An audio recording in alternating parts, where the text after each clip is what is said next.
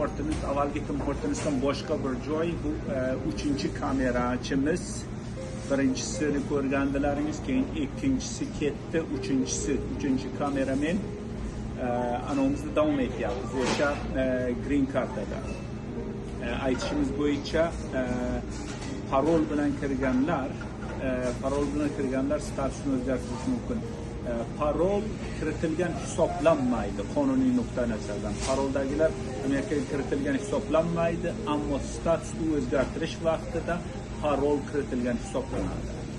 Yana endi ko'pincha parolda turganlar hammasi hozir deportatsiyada turibdi. Belalari sudda bo'lganligi uchun ularni statusini o'zgartirish ko'pincha sud orqali hal qilinadi.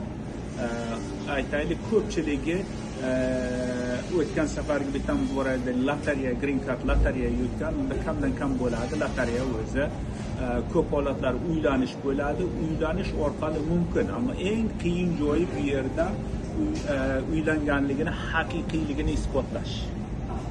Agar qonunni buzmagan bo'lsangiz, jinoyat qilmagan bo'lsangiz, statusingizdan tugamasidan oldin dokument topshirib, parol tugamasidan oldin boshqa bir statusga topshirib davom etgan bo'lsangiz, qonunsiz ishlamay, qonun ostida ishlagan bo'lsangiz, olishingiz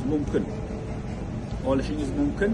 Eng katta qismi o'sha uylanishni isbotlash bo'ladi. Nimalar qilish kerak? Ular uchun rasmlaringiz bo'ladi, birga yashayotganligingiz bo'ladi, keyin birga rasmlaringiz bo'ladi, oila a'zolaringiz yozish, chizishlaringiz, sevgi, boshqa narsalaringiz haqiqiyligini ko'rsatib berishingiz kerak. Bir joyda bank ucheti ochgan bo'lishingiz mumkin, bir joyda biron mashina, boshqa biron mulkka egalik qilayotgan bo'lishingiz mumkin. Mana shularni ko'rsatib, rasmlar, boshqa narsalar, bir joyda bir kvartirada yashab, bir joyda faoliyat ko'rsatib, haqiqiy uylanib, haqiqatdan ham manaqaligini ko'rsatsangiz, xotiningiz 135 topshiradi, 130 forma topshiradi, 130 formani ular qo'llab-quvvatlagandan keyin 485 ga siz topshirasiz, 485 ga topshirgandan keyin anavingizda statusingizni olasiz.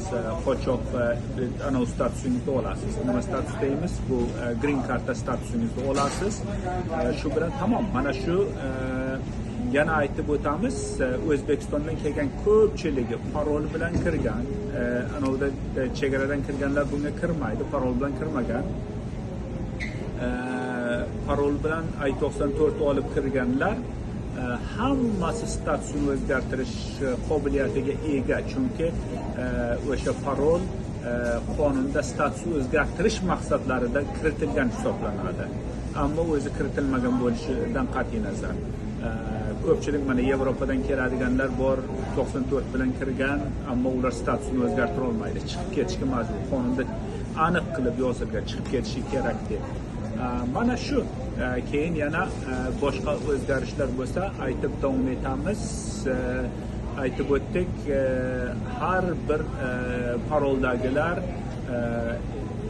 istisnolarga kirmasa, qonunlar boshqa kiritilmasligi mumkin bo'lgan biron narsalarga tushib qolmagan bo'lsa, yo uylanish yoki lotereya orqali, balki ish vizalari orqali, boshqa bir narsalar orqali statusini o'zgartirib olishi mumkin. Yana bir yo'llari qonuniy ruxsat olib chiqib ketishi ham mumkin. Chunki qonunni buzmagan bo'lsa, yana kiritilmasin degan narsa qonunda yo'q. Borib 1-6 oy, 1 yildan keyin ish vizasi to'g'rilab yoki bu yerda bir biznes tashkil qilib borib, keyin yana qaytadan ish vizasi qilib, biznesda investitsiya viza, boshqa narsa qilib yana qaytib kelishi ham mumkin. Unisi ham bor.